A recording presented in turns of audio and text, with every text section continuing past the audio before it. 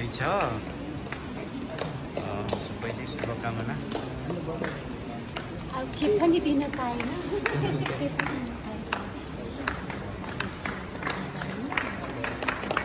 बिदाई गर्दैछौँ हामी।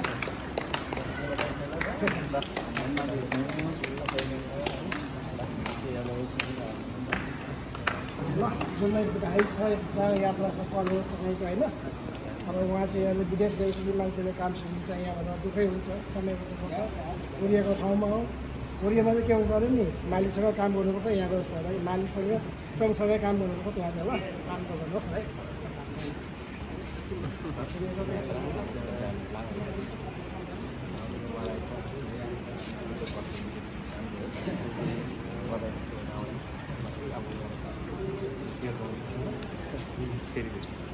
सर शुभयात्रा एकदमै शुभयात्रा। अनि अब के भन्ने नबिर्सिने है नबिर्सिने अर्को कुरा चाहिँ मैले के भनिरहेको थिएँ हामी एकदम कन्ट्याक्टमा रहनु पऱ्यो मिसनलाई भुल्नु भएन है। हजुर एउटा फोटो पनि खिच्नु भन्छ यात्रा हुन्छ है यात्राले कहिले नहुनु होला एउटा सानो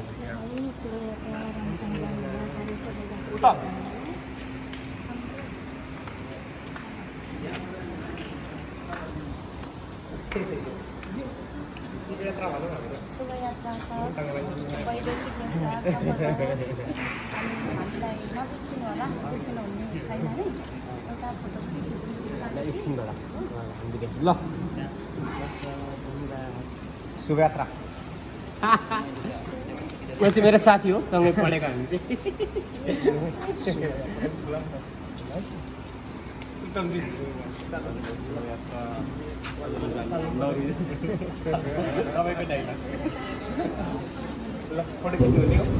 महासचिव सरलाई धेरै धेरै धन्यवाद।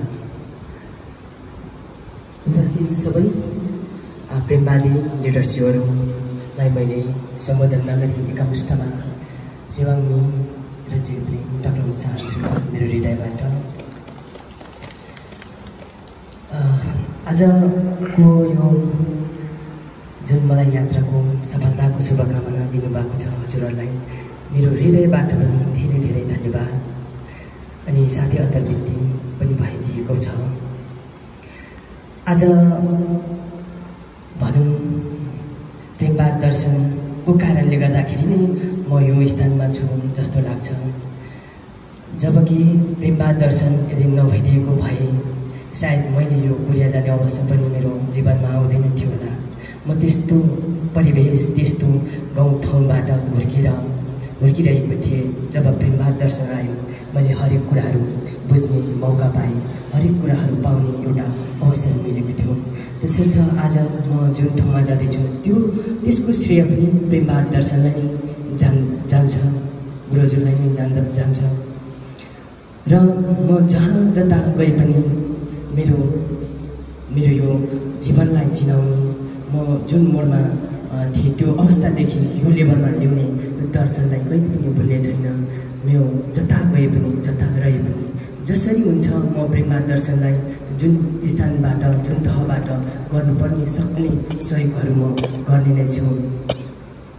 त्यो भएको कारणले गर्दा पनि म कहिले पनि प्रेमवाद दर्शनदेखि पछाडि हट्ने छुइनँ। हुनसक्छ हामी सँगै एउटै यात्रामा नहोला तर यात्रा फरक भए पनि म फरक ठाउँमा गए पनि हाम्रो यात्रा र उद्देश्य एउटै नै रहनेछ। जता जहाँ रहे पनि हाम्रो मिसन र भिजनहरूलाई मैले सक्ने सहयोग गर्नेछु भन्दै हजुरहरूलाई फेरि पनि अन्त्यमा धेरै धेरै धन्यवाद दिन चाहन्छु। हस्त शिवाङ्गी जय